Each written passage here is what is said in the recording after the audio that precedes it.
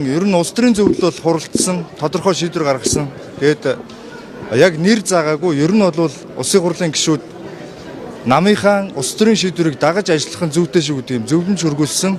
Тэр утгаараа би бол одоо бас ингээд ганцаараа бие даагаад ороод ирсэн юм шиг авирлаад байж болдоггүй. Гэхдээ байр сууриа бол хязгаарч ухрахгүй. Мэдээж хэрэг засгийн газрын шүүмжлэлтэй байр суурь маань бол алдагдахгүй. Гэхдээ юм л бол одоо юу гэдэг ингээд одоо 2 сар нүдүүлээд яг үнэ хэлэхэд ингээд бас жоох энерги унж штэ. Тэгээд ингээд сэлэм эргүүлээ ганцаараа өгөөдөж болохгүй маа гэж манай намынхан хүртэл одоо хуралдаад шийдвэр гаргацсан. Тэгээд иймэрхүү байдалтай л байна. Одоо бид нар чинь би одоо жишээлбэл арчлалтаа яг нас чицүү. Та нар бол бас яг арчлалтаа адилхан бид нар арчлалт тунд төрсөн, арчлалтаа хамт өссөн. Тэгэхээр арчлалт биднэрт юу байхгүй байгаад авчирсан тухай бидний ойлголт бас хомс. Яг тэгэхээр бид нар өмнөх үеийг үзээгүй. Биеэрээ үзээгүй байхгүй.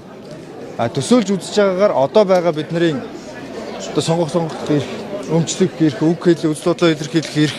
Өнөөдрийн бидний энэ үйл ажиллагаа хийгээ явж байгаа таны одоо арчлал амьд байна нөгөө шууд асууж байгаа энэ бүхэн арчлал амьд байгаагийн бас илрэл баталгаа. Гэхдээ аюулд байгаа. Аюулд байгаа. Өөрөөр хэлэх юм бол энэ 35 жилийн дараа арчлал дахиад нэг давлгаа өрнүүлэх ёстой байна гэдэг дохиог арчлалтай хамт төрсэн залуучууд биднэрт өгж байгаа. Тэгээ энийг л бид нар харж байгаа. Их хурл сонгогдсон манай үеийнхэн бол энэ арчлал үүссэн аюул боддоор ирж байгаа аюулыг яаж давах вэ? Арчлалын дараагийн давлгааг яаж авчрах вэ? Арчлал гэдэг сонсоод одоо төвөгшөөж байгаа энэ үеийнхний энэ төрөгдлөөс хэрхэн гарах вэ гэдэг том даалгавруудын өмнө бидэрт байгаа. Энийг л ухамсарлаж ажиллах хэрэгтэй. Арчлал хүний эрх хөдөлгөөний имлэг зэрэг ухраад байна гэдэг шүүмжлэл байна шүү дээ. Одоо бүгд засаг хамтартай хэзээ хүний эрх хамгийн нэг тэргүүнд тавих юм. Арчилсан нам энэ арчлалыг ойлгодог, арчлалыг зүрх сэтгэлээрээ мэдэрдэг, арчлалд итгэдэг хүмүүсийн гарт энэ төр засаг иржээж энэ хүний эрхийн баталгаа бүрэн хангагдана. Энэ бол баталгаа. Намын үнэт зүйл нь юу вэ? Хэд хэдэн зүйлийг одоо эрэмбэж дараалсан. Одоо яг энэ эрэмбэлсэн одоо үн цэвэрлэхийн дагуу ажиллаж чадж байна.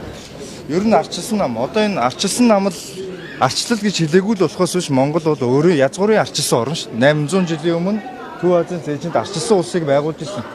Нүүдэлчдийн арчлалыг анх энэ нутагт монголчууд хийж чадчихсан байхгүй. Өөрөөр хэлбэл эрх хэрэгчлөөтэй амьдрдаг энэ философи бол монголчуудын язгуур философи. Хизээч хүнээр юмаа заалахгүй. Хизээч хүний гар харж амьдрдаг энэ хүмүүс биш. Тэгэхээр энэс бол бид нэр хизээч ухарч чадахгүй байлаа л дээ. Ухрыг гэсэн ч ухарч чадахгүй байлаа. Хамгийн гол нь зөвхөн хугацаа алдаж болохгүй, алдаа гаргаж болохгүй. Тийм учраас энэ арчлал гэж хэлэгдэж байгаа энэ мөн чанар, байгалийн мөн чанарт үйсэн л энэ нийгмийн ухаан шүү дээ. Нийгмийн бодлого, улс төр нийгмийн. Тэгэхээр энэ бодлогоо бид нар цаашаа бариад явахын тулд арчилсан нам бэхжих хэрэгтэй. 35 насныхаа ой дээр арчилсан нам бол өнөөдөр бэхжснээ зарлан тунхаглаж штэ. Арчилсан нам бол одоо өвдөглөө сөхрөө суудсан байсан бол хоёр хөл дээрээ ямар ч байсан бослоо одоо урагшаа яаж алах вэ гэдэг дээрээ ирсэн байна шүү дээ. Хэдэн жилийн өмнө бол арчилсан нам тамга тэмдэгний эрүүлэлтэй энэ дараа болох ч байгаа мэдэгдэхгүй тал тишээ тараа бутараад унтсан улсын хурлд 9 8 9 суудалтай мөн үү. Бүлэг байгуулах хэмжээнд байсан бол өнөөдөр засагт ороод 8 хариуцлагатай ямыг аваад ингэ явж байгаа. Нөгөө талдаа бид нар хэдийгээр засаг барьж байгаа ажил хийж байгаа ч гэсэн нөгөө талдаа арчлалаа бид нар алдаж байгаа шүү гэдгээ мартаж болохгүй. Энийг ялангуяа их хурлын гишүүд 42-ийн бүлэг энийг мартаж болохгүй гэдэг л энэ байр суурийг сануулж ажиллаж